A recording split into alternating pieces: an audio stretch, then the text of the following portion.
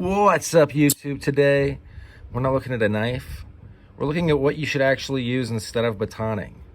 As you can see, the Hatchet has a lanyard, which is, I would say, I wouldn't use a hatchet without a lanyard. You're going to be swinging this thing around, and whether you hurt yourself or someone else, it can be prevented by having a lanyard. So it's important to mitigate the risk that you can. And then they assume this will be in a pack. You can tell because there is no belt attachment. For me, this would definitely be in a pack. And it's got a nice hollow grind on it. You can tell by the light, also by the feel. Nice and sharp. This is a great piece. This is something that you could really trust. It's nice and thin. It's ergonomically designed, so it has this bulbous end, right? This is the thinnest part, and then up here it gets thicker, kind of, I would say, to let you know where your hand is, but also if you wanted to get up close and make feather sticks and whatnot. This is a great piece of, I don't want to say cutlery, but it is what it is, guys. Like, this is 40 bucks. For 40 bucks, you throw this in your pack, all of a sudden you're not using your knife to baton like an idiot. Everybody that I know, that I respect, carries one of these. Maybe this one in particular is going to not use their knife to baton. You know what, if you need to use your knife to baton because things have gone horribly wrong, okay, you know what, good to go, I understand. But there also is a point where it's like, why is this happening? Why weren't you thinking ahead?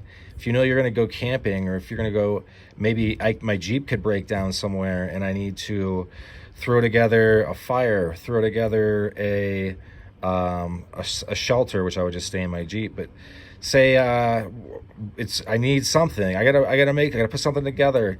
This thing is gonna work, and it's gonna take the place of 10 knives. It really is. Like, you cannot generate the same force that you can with this with a knife, period, because of how physics works. Okay, I gotta calm down. I'm sorry. Sorry for getting worked up there, guys. It's just that there just comes a point when you are not more of a bushcrafter because you ignore hatchets. If you want to go out there and do whatever you want in bushcraft land, you know what, do it. But please stop telling people that they should use their knives to baton. It's just, they should be using this to split tinder, to take trees off stuff, to process dead things that burn well. And you know what? Crazy thing, because this is a tool, you can use it on whatever you want. Say if a bear attacked your friend and the bear was on top of your friend and had this is your friend's head. Bears usually are not big enough to latch onto your skull, so they end up like kind of sliding around. While that's happening, and it will happen, if a bear attacks you, I would say, you can take this and use it on the bear.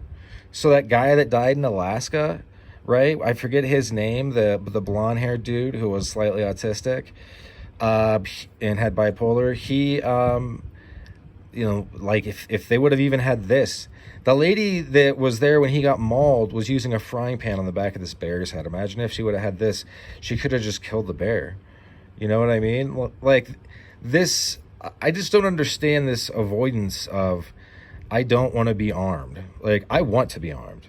Arm me up. Give me all the guns, give me everything. Sick, we're safe now, right? Like, that's the way I look at it. I mean it. Like, this is not a toy gun. So at some point, do you want to be prepared? Do you actually want to be prepared when you go out in the woods? Do you actually want to be prepared when you drive across the country when something bad could potentially happen? If you actually want to be prepared, you'll prepare yourself. And if you don't, then you won't. And you know what? That's up to you. Anyway, thanks for sticking with me. That's all she wrote for this one. Hope folks have a great rest of your day. Bye now.